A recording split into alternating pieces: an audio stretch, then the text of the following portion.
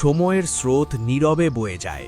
সাধারণ জীবনের ভিড়ের মাঝেই লুকিয়ে থাকে এমন কিছু গল্প, যেখানে ছোট একটি কাজ বদলে দিতে পারে বহু মানুষের ভাগ্য। ইউসুফের জীবন ছিল অভাবের, কিন্তু তার হৃদয় ছিল তৃপ্ত।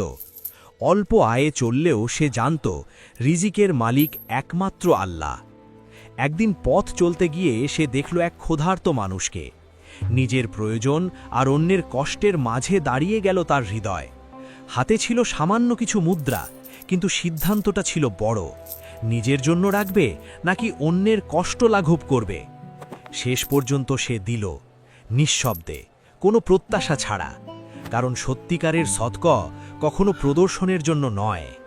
ইউসুফ চলে গেল, কিন্তু তার ছোট দান থেকে গেল। অনেক সময় আমরা জানিই না আমাদের ছোট কাজ কত বড় স্বস্তি এনে দেয় কারো জীবনে। যে খাদ্য একজনের জন্য ছিল তা ভাগ হয়ে বাঁচালো একটি পরিবারকে। সদকার বরকত এভাবেই অদৃশ্য পথে ছড়িয়ে পড়ে। নিজের ঘরে ফিরে ইউসুফ বুঝল তার কাছে কম আছে, তবুও তার হৃদয় ছিল অদ্ভুত শান্তিতে ভরা। পরদিন সূর্য উঠল আগের মতোই, কিন্তু ইউসুফের মনে জন্ম নিল এক অদৃষ্ট প্রশান্তি, যেন কিছু বদলাতে শুরু করেছে। অপ্রত্যাশিতভাবে কাজের সুযোগ এলো।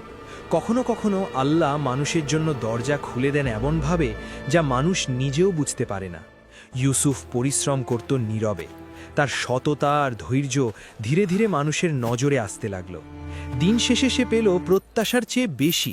সে জানত না এটি ছিল তার নিয়তের প্রতিদান, যা অদৃশ্যভাবে ফিরে আসছিল।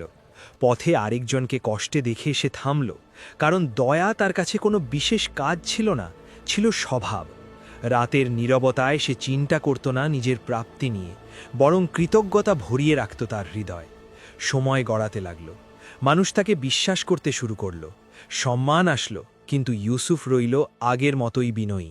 সততার মূল্য সব সময় ধীরে ধীরে প্রকাশ পায়। মানুষের আস্থা হয়ে উঠল ইউসুফের সবচেয়ে বড় সম্পদ। অভাব পুরোপুরি শেষ হয়নি, কিন্তু তার ঘরে এখন ছিল স্বস্তি। অল্পের মধ্যেও সে খুঁজে পেল সন্তুষ্টি। অন্য কোথাও সেই পরিবারের জীবনও এগিয়ে চলেছে। একটি ছোট সাহায্য তাদের আবার দাঁড়ানোর শক্তি দিয়েছিল।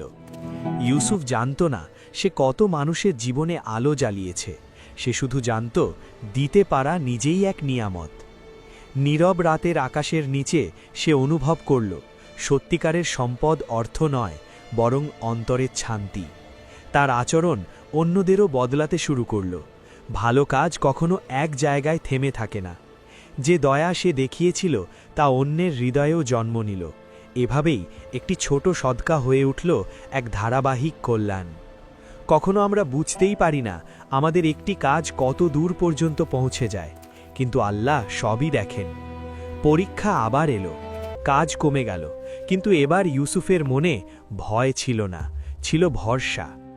নিজের অভাবের মধ্যেও সে আবার দিল, কারণ সে শিখে গেছে যা আল্লাহর পথে দেওয়া হয় তা কখনো হারিয়ে যায় না।